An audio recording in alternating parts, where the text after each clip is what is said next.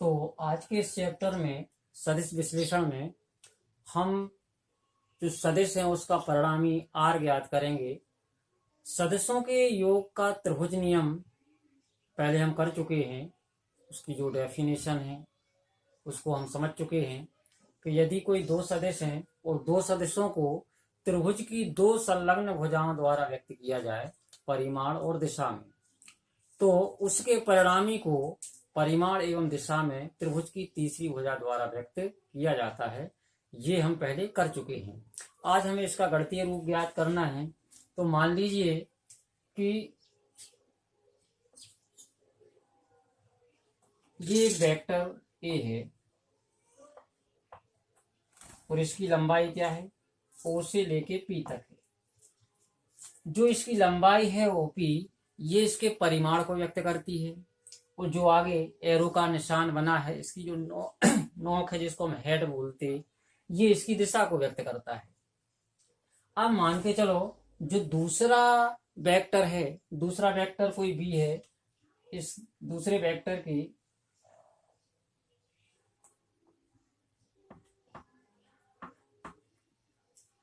Tell को हम पहले वेक्टर के हेड पे रखते हैं। तो ये हो गया दूसरा वेक्टर। तो ओ पी, इसको मान लिया कि जो वेक्टर बी है उसकी लंबाई पी क्यू है, इसकी टोटल लंबाई कितनी है पी क्यू, और यहाँ जो पी क्यू होगा इस वेक्टर बी का परिमाण है, ठीक है, और इसका ये डायरेक्शन है। अब अगर हम इसको सदिशों के योग के त्रिभुज नियम से कर रहे हैं तो हम क्या करेंगे, बिंदु ओ को क्यू से मिला देंगे तो ये त्रिभुज की तीसरी भुजा बन जाएगी। थोड़ा हम आगे खींच दे रहे हैं इसको लगभग यहाँ पर, और यहाँ वेक्टर बी जो है इसको थोड़ा यहाँ दर्शा देते हैं, ये ठीक है, ये हो गया त्रिभुज। तो यदि एक वेक्टर ए ओपी है, दूसरा वेक्टर बी पी क्यू है, ये दोनों वेक्टर हैं, तो इसके परिणामी, इसका परिणामी इसकी तीसरी भुजा द्वारा व्यक्त किया जाएगा, ओ क्यू द्वारा व्यक्त किया जाएगा। अब देखिए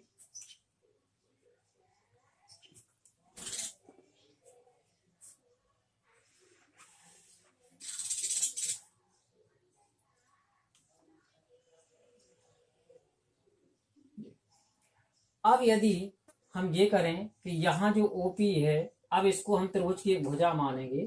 ओपी त्रिभुज की एक भुजा है, पी क्यू त्रिभुज की दूसरी भुजा है और ओ क्यू त्रिभुज की तीसरी भुजा है।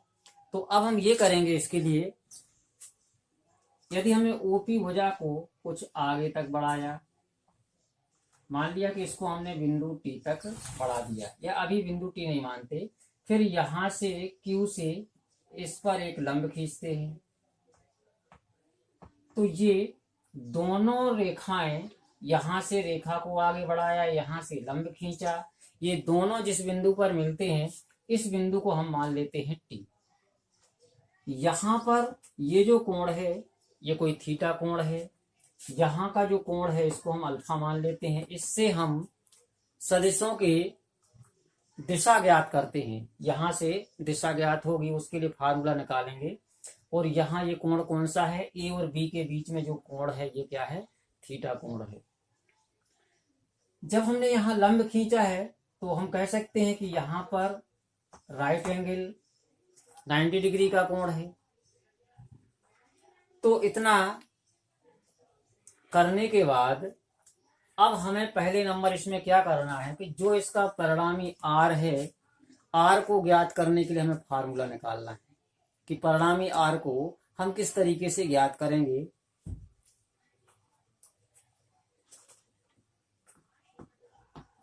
तो सदिश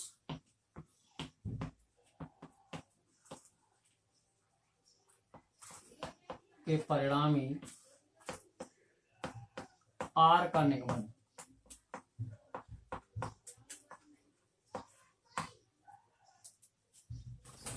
आर को निकालेंगे हम यहाँ पर।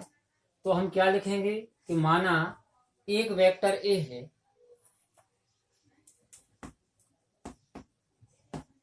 माना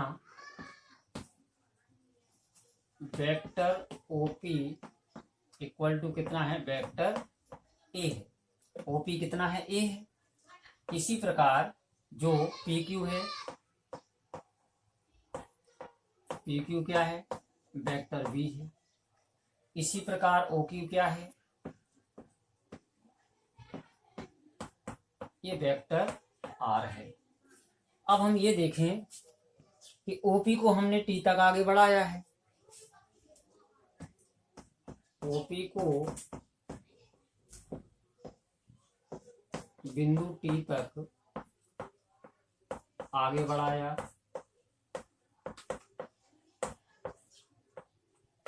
एवं यहां से क्यूटी इस पर लंब खींचा, ओपी पर क्यूटी लंब खींचते हैं, ये हो गया। अब जब हमने ओपी को यहाँ टी तक आगे बढ़ा दिया, क्यू से टी तक यहाँ इस पे लंब खींच दिया, तो यहाँ पर जो कोण निर्मित है, थीटा कोण है, इसको हम क्या लिखेंगे, कोण क्यू पी टी या टी पी क्यू। अतः कोण क्यू पी टी बराबर थीटा। ये वाला कोण क्या है, ये है क्यू ओ टी।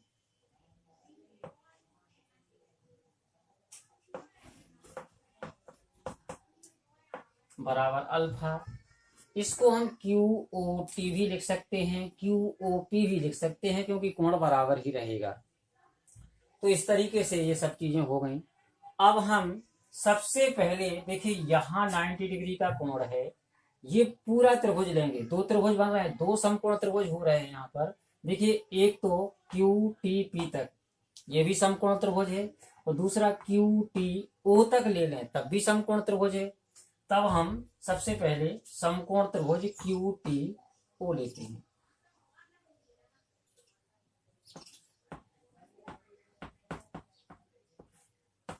समकोण त्रिभुज क्यू टी ओ में पाइथागोरस प्रमेय लागू करते हैं।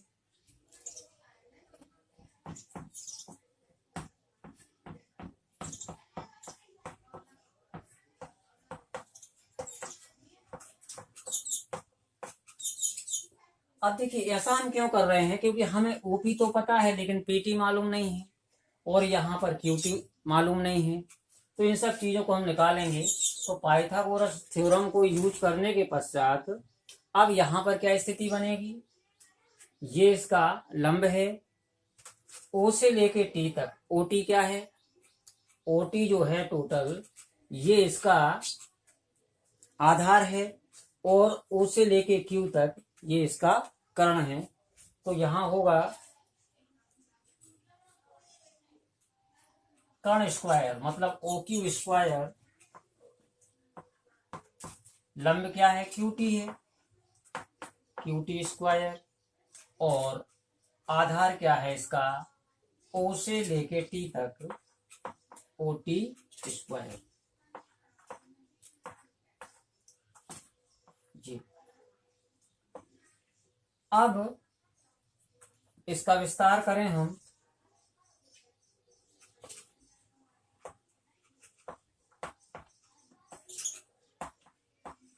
यहां देखिए, जो ओटी है, ओटी ये वाला जो ओटी है, यहां पर इस ओटी दो भागों में बटा हुआ है, ओ से लेके पी तक, पी से लेके टी तक। तो हम ओटी के स्थान पर क्या लिख सकते हैं, ओपी प्लस पीटी का होल स्क्वायर। यहां स्क्वायर आएगा, होल स्क्वायर रहेगा जी, होल स्क्वायर रहेगा यहां पर। अब यदि हम इसका विस्तार कर दें तो क्यू टी स्क्वायर तो रहेगा, लेकिन इसका विस्तार जब हम करेंगे तो ये किस सरसमीका के अनुसार होगा, ए प्लस बी का होल स्क्वायर। इस सरसमीका के अनुसार हम इसका विस्तार करेंगे, या चाहे तो उसका गुणा करके भी निकाल सकते, लेकिन सर्व समीकरण के अनुसार यदि हम निकालेंगे ज्यादा सुविधाजनक रहेगा। तो पहले एक बार इसको देख लीजिए फिर से, और यहां जहां समझ में नहीं आया तो आप बता सकते हैं, कमेंट करके बता सकते हैं कि कहाँ पे कौन सी चीज में दिक्कत है, और जो लिखना चाहते हैं तो वो लिख सकते हैं इसके लिए। इसके आगे अभी करना है, ये अभी हम छोड़ दे रहे हैं यहाँ से, अभी बहुत करना है इसके आगे।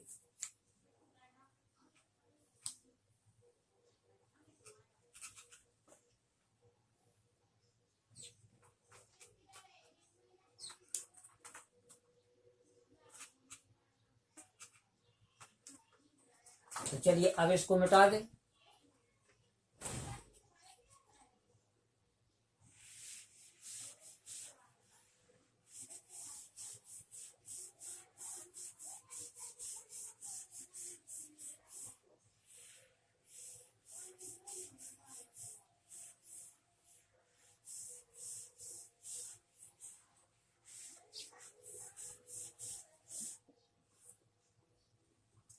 देखिए यहाँ पर OP प्लस PT है, तो अब इसका विस्तार करेंगे। OQ square equal to QT square, और OP का विस्तार करेंगे तो OP square plus 2 OP into PT plus PT square, ये हमने कर दिया। तो देखिए अभी इसको हम समीकरण 1 माने, ये क्या हो गया हमारा समीकरण 1 हो गया। अब देखिए QT क्या है, ये है। यहां तक हमें QT के बारे में कुछ पता नहीं है कि QT कितना है। OP के बारे में मालूम है, OP कितना है, वेक्टर A है, और PQ कितना है, वेक्टर B है। लेकिन PT, ना तो PT ज्ञात है और ना यहाँ QT ज्ञात है। तो इन दो चीजों को हम ज्ञात करेंगे। तो इसके लिए अब हम समकोण त्रिभुज, ये जो छोटा समकोण त्रिभुज है इतना, इसको लेंगे।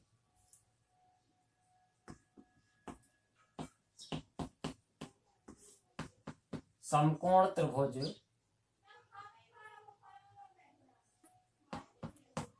PTQ में, अब देखिए हमने PTQ केवल इतना समकोण त्रिभुज लिया है, ये वाला।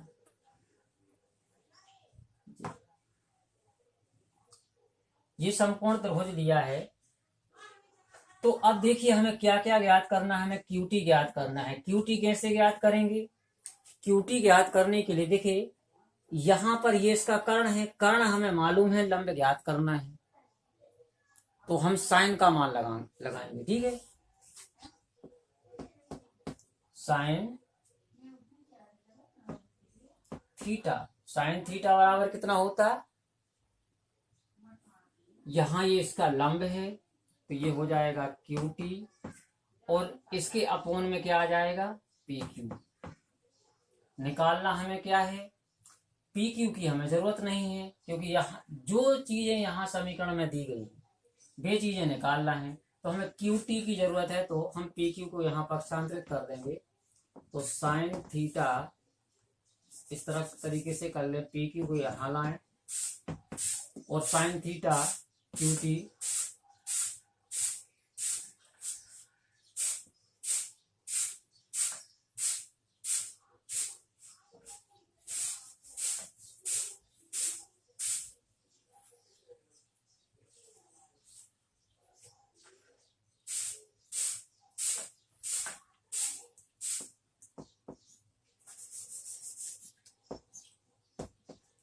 QT बराबर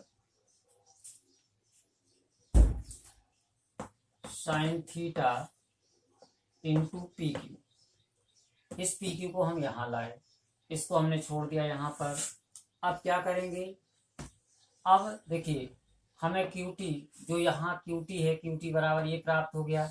OP बराबर कितना है, वेक्टर A है, यहाँ से रख देंगे। OP बराबर फिर से वेक्टर A रख देंगे। PT कितना है ये अभी पता नहीं है, यहाँ PT और रह गया ज्ञात करने के लिए। इतनी चीजें हमें ज्ञात हो चुकी हैं। QT बराबर कितना है, sine theta into PQ। OP बराबर कितना है, वेक्टर A है, और ओपी यहाँ पर भी है, पीटी बस ज्ञात करना है। तो अब देखिए यहाँ पीटी ज्ञात करना है, आधार ज्ञात करना है, और कर्ण इसमें पहले से दिया गया है। तो आधार और कर्ण का जो संबंध होता है वो क्या कहलाता है, कॉस थीटा। तो अब हम कॉस थीटा का मान रखेंगे। कॉस थीटा बराबर क्या हो जाएगा, आधार बटे कर्ण। तो आधार क्या है, पीटी, और कर्ण क्या है, पीक्यू।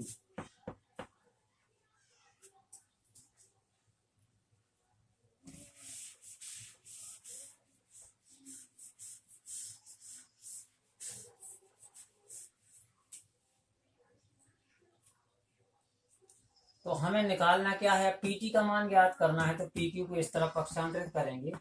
तो पीटी बराबर कितना प्राप्त हुआ, कोस थीटा इंटू पीक्यू, ये प्राप्त हुआ हमें। अब यहां से ये क्यूटी और ये पीटी, इन दोनों के मान हम कहाँ रखेंगे, समीकरण 1 में रखेंगे।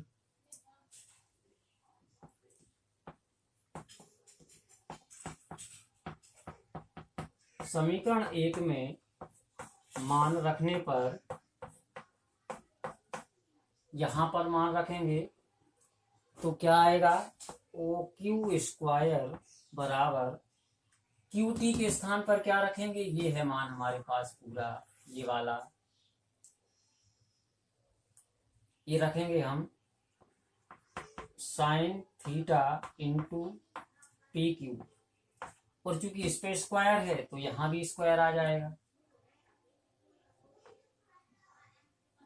फिर आगे क्या है, ओपी है, अभी ओपी को ओपी लिखा रहने देते हैं। फिर आगे क्या है, 2OP इंटू पीटी है। फिर उसके और आगे क्या है, पीटी स्क्वायर है। एक मिनट,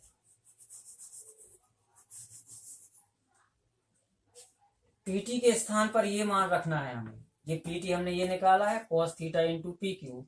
तो इस मान को यहां रखेंगे तो ये कितना हो जाएगा, इसके पी क्यू को आगे कर देते हैं, cos थीटा पीछे लिख देते हैं, ठीक है। और पीटी स्क्वायर यहाँ पर है, तो फिर से हमें यही मान रखना है। ऊपर लिख रहे हैं इसको,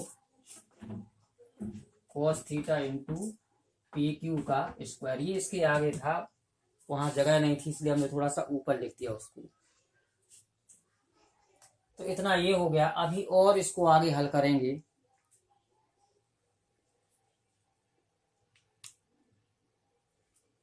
तो इतना ये समझ में आया होगा। अब इसके बाद हम क्या करेंगे, अब हमारे लिए अगले स्टेप में करने के लिए क्या रह गया, जहां जैसे यहाँ पी क्यू है तो अब हम देखेंगे कि किसका क्या मान रखें। ठीक है, जैसे पी क्यू बराबर क्या रख सकते हैं, हम बी रख सकते हैं, वेक्टर है। मतलब किसके बराबर कौन सा वेक्टर है, पी क्यू के बराबर कौन सा वेक्टर है, बी है। और ओपी के बराबर कौन सा वेक्टर है, ए है। यहाँ भी ओपी है तो इसके स्थान पर भी हम वेक्टर ए लिख सकते हैं। यहाँ पी क्यू है, पी क्यू के स्थान पर हम वेक्टर बी लिख सकते हैं। और यहाँ कॉस थीटा है और यहाँ पी क्यू है तो फिर बी। मतलब अब ये पूरा समीकरण इस तरीके से हो गया कि हम ए और बी दोनों वेक्टर के मान इसमें रख सकते हैं। और यहाँ ओ क्यू है, इसके बराबर आर होगा, आर ये है।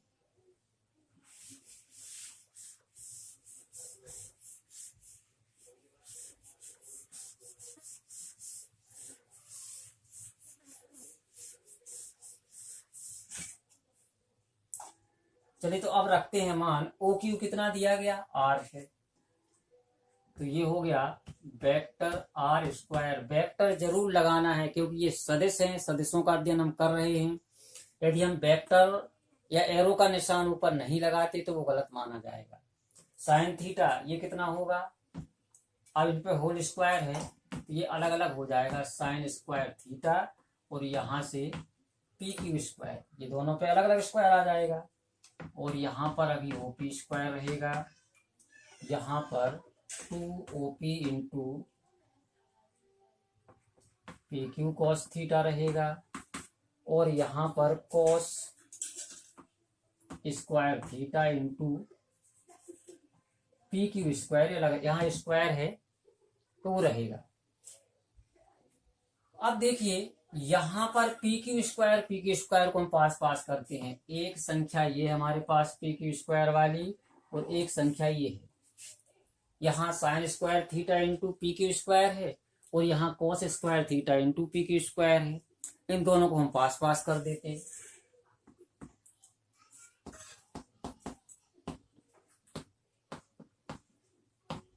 और वहां से cos square theta into P Q square theta, मतलब इसको और इसको हमने क्या कर दिया, एक साथ रखा। अब यहां से क्या बचा,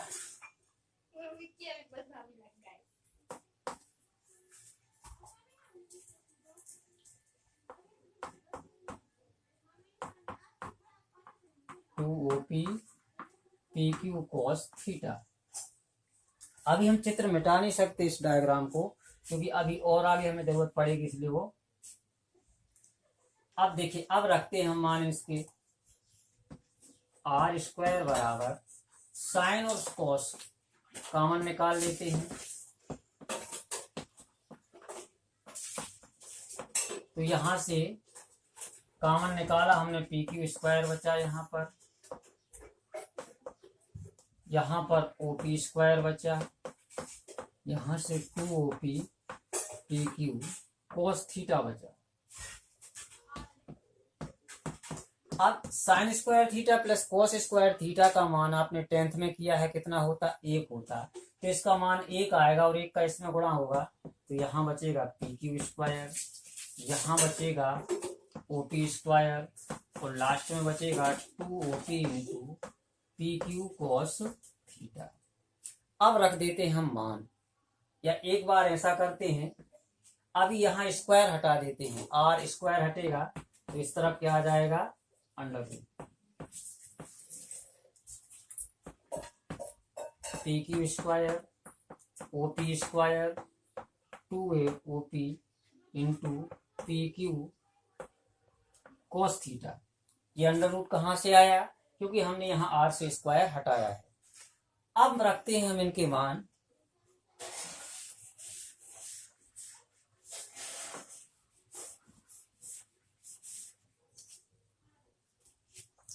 पी क्यू कितना है, पी क्यू बी है,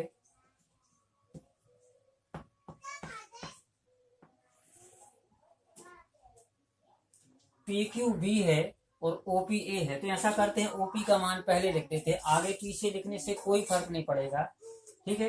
पहले हम ओपी का मान रख देते हैं, बाद में पी क्यू का, क्योंकि क्रम से पहले ए बाद में बी। तो यहां से ए आएगा। अच्छा, जहां जहां हमने इतना सब कुछ लिखा है वो बाद में कर लेंगे। पी क्यू बराबर कितना है, बी, तो हमने बी स्क्वायर कर दिया। अब यहां पर 2OP बराबर कितना है, ए है, ए कर दिया।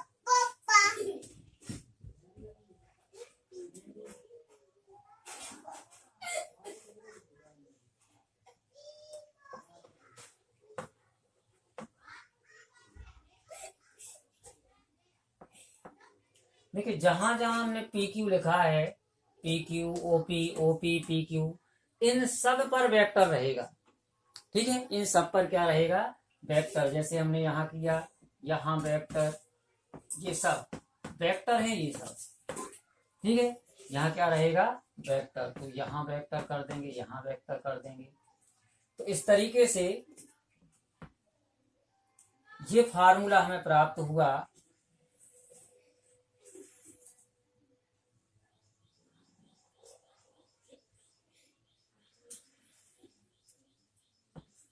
जी,